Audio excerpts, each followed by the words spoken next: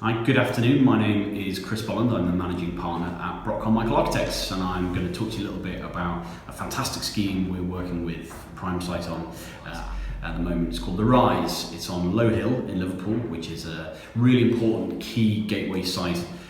It's a main approach into the city, and it's part of the northern boundary of the Knowledge Quarter, which is a really exciting part of Liverpool that's developing. And key to the Knowledge Quarter is the development of the Royal Hospital. And this scheme will tie into an emerging group of developments happening in that part of the city.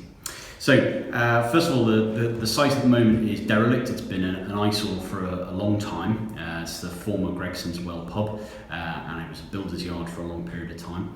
It's surrounded by some residential development on two sides.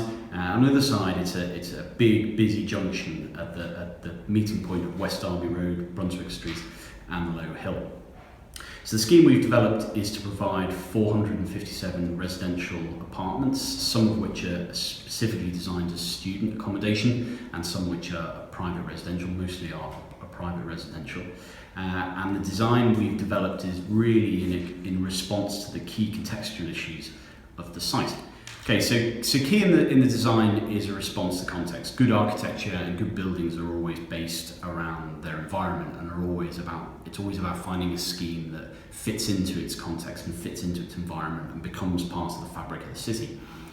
There's some big open space next to the site, so there's an opportunity for this building to really create a statement piece, to create a gateway onto the approach to Liverpool, and to create a landmark building that really helps spearhead the regeneration of this part of Liverpool. Okay, so the first approach to dealing with these issues of context was to really look at where the accommodation should be placed on the site and how we could find an efficient response to the site layout. So the footprint of the building is a U-shape with the accommodation wrapped around the perimeter of the site, which is the best use of the land, creating the densest development, which is good from a sustainability point of view, it's good from a commercial point of view, but it also means that by providing an efficient building form, we can then look to sculpt the building to reduce the height and the density in some areas and pump it up in other areas. And it is this balance that creates this response that addresses these different contextual issues around the site.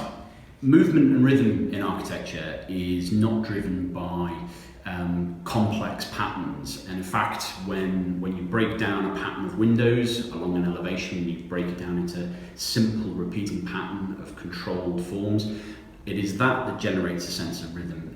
There's too much use of complex patterns, sometimes in modern architecture, which dilutes that sense of rhythm. We prefer to keep a simple, calm approach to this facade. Okay, within the elevational design, there's four key layers to help build up this pattern and this dynamic response to the experience of the building. The first is rhythm, as I mentioned earlier, and this is about controlling the position of the windows, the size of the window openings, and making this repeating pattern along the length of the elevation. The second is playing with this idea of the oblique view, and we do this by creating a detail up the side of the window which changes, and it is always the side of the window reveal that you see as you approach the building. So you have an alternating pattern of a projection and a recess with different colours, and it is this pattern that shifts as your perception of the building changes as you move along the road looking at it. We have a horizontal band, and again the building is long, it is a big building, and so we're emphasising the horizontal aspect of the building by drawing things out with horizontal bands, and these take the form of a three-tier soldier course between each window opening that wraps around the length of the elevation. So in this image you can see how this pattern and this dynamic expression is manifest.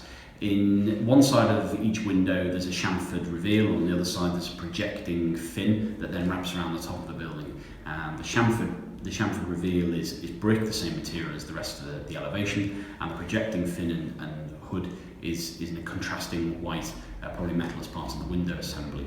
And this pattern shifts on each level, like hands on each level, and then either side of the zinc elements that break up the facade, the pattern reflects. So this is what creates the shifting experience along the length of the